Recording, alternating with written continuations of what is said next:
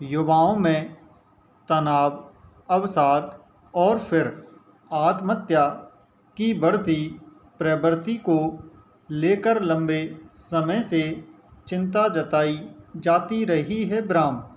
इसे रोकने के लिए अनेक उपाय सुझाए गए हैं। तनाव दूर करने के लिए लगातार जागरूकता पैदा करने की कोशिश की जाती है। जगह जगह शिकायत और सलाह केंद्र खोले गए हैं। इसके बावजूद इस समस्या पर काबू पाना चुनौती है।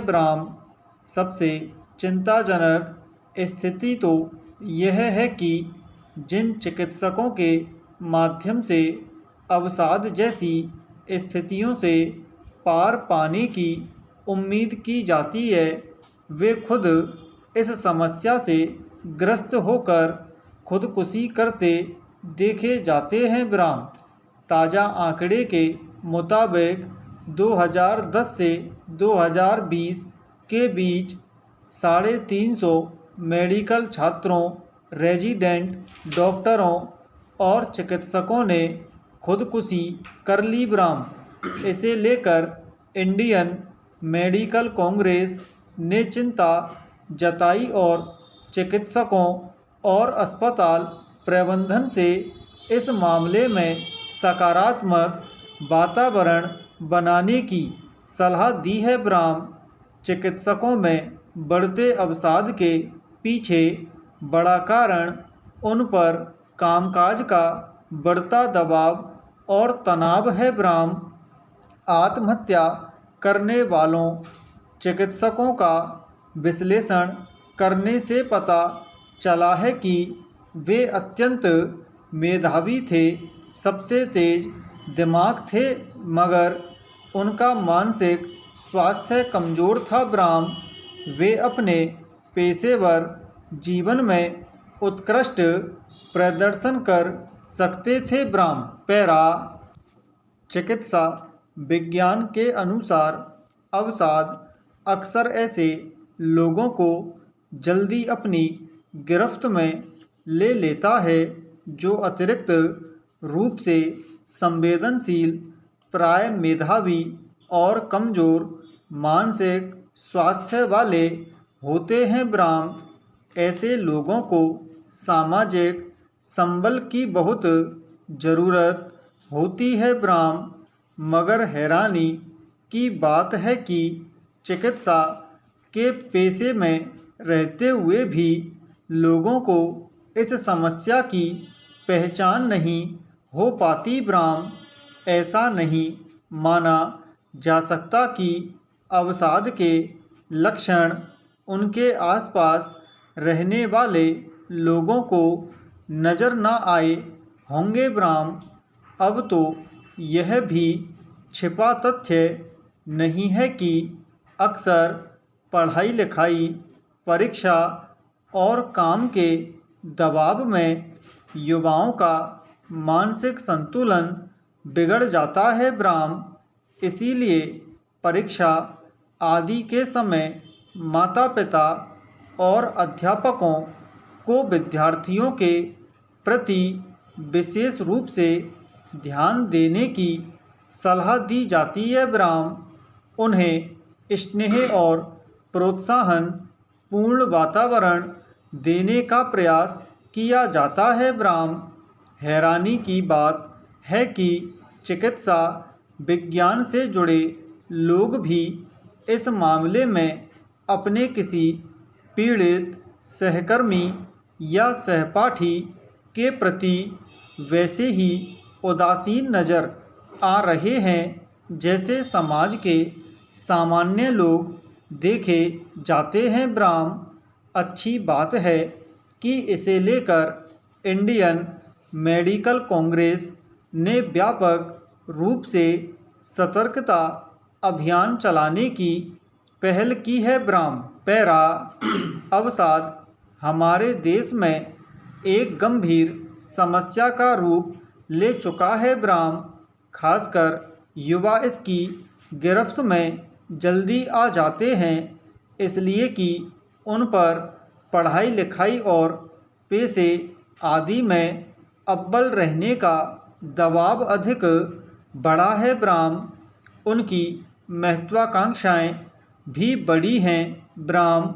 माता पिता और समाज उन्हें अव्वल देखकर प्रसन्न तो होते हैं, उनकी नज़ीर भी देते हैं, पर उनके मानसिक स्वास्थ्य का अंदाज़ा लगाने में प्राय विफल साबित होते हैं ब्राह्म।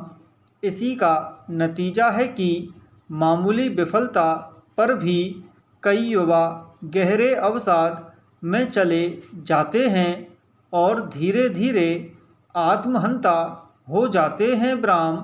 पिछले दिनों देश के 55 विश्वविद्यालयों के छात्रों में बढ़ते अवसाद और खुदकुशी की प्रवृत्ति पर चिंता जताई गई थी ब्राह्म।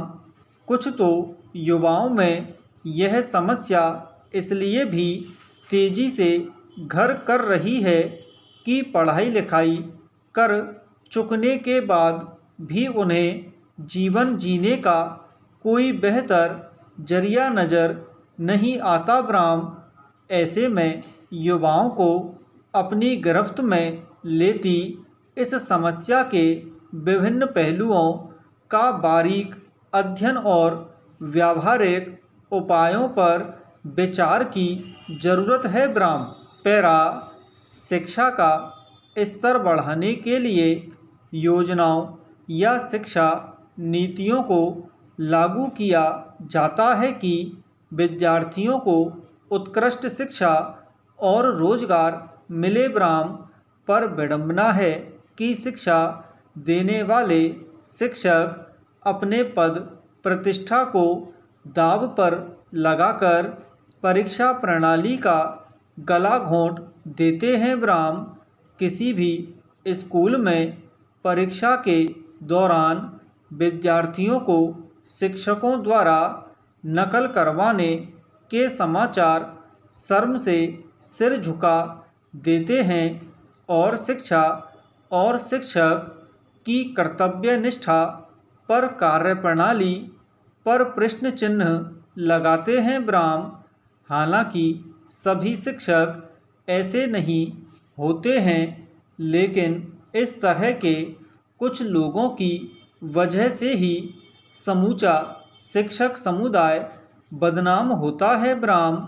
सवाल है कि कोई भी शिक्षक अगर इस तरह के कार्य करेंगे तो परीक्षा के क्या मायने रह जाएंगे ब्राह्म। पैरा बच्चे की बीमारी में शरीर के मस्तिष्क और रीढ़ की हड्डी में हाथ पैर गला और जीभ की गतिविधियों को नियंत्रित करने वाली विशेष तंत्रिका कोशिकाएं मृतप्राय हो जाती हैं ब्राह्म। इस गंभीर बीमारी में भोजन निगलने और सांस लेने में बहुत ही कठिनाई होती है ब्राह्म। निश्चय ही ऐसे जटिल रोग और उसकी महंगी चिकित्सा अपने आप में असहज और कठिन है ब्राह्म। खैर बच्चे का इलाज शुरू हो गया है और संबंधित अस्पताल प्रशासन ने भी अधिकतम सहयोग की पेशकश कर मानवीय संवेदनाओं की रक्षा की है ब्राह्म। पैरा बुनियादी सवाल यह है कि विशाल मंदिरों के खजाने में अरबों रुपए और स्वर्ण आभूषण की संपदा आखिर क्यों निरर्थक पड़ी हुई है ब्राह्म। क्या ऐसी संपत्ति से देश में दुर्लभ बीमारियों से खासकर जो गरीब और अति सामान्य श्रेणी के लोग पीड़ित होकर जीवन और मृत्यु से संघर्ष कर रहे हैं, उनकी चिकित्सा के लिए दान नहीं की जा सकती। प्रश्न कोरोना ने देश में जीवन की दशा और दिशा बदल कर रख दी है ब्राह्म। काश मंदिरों में बिना उपयोग की पड़ी असीम संपदा से मंदिर क्षेत्र में ही कोई अस्पताल खोलकर मानव जीवन की रक्षा की जाती। ब्राह्म दान की राशि को निष्प्रयोजन तिजोरी में बंद रखने से वह अपनी सेवा की सार्थकता में विरत रहेगी तो मंदिर में विराजमान हमारे आराध्य देवी देवता कितना प्रसन्न होंगे, यह सोचने का विषय है। ब्राह्म दान की परंपरा भारतीय जीवन पद्धति की पुरानी विरासत है। ब्राह्म हालांकि कभी कभी दान की मांग कुछ स्वार्थी तत्वों द्वारा भी की जाती है, जिससे सतर्क रहकर शुद्ध लाभार्थी तक यह नैसर्गिक सेवा पहुंच सके। ब्राह्म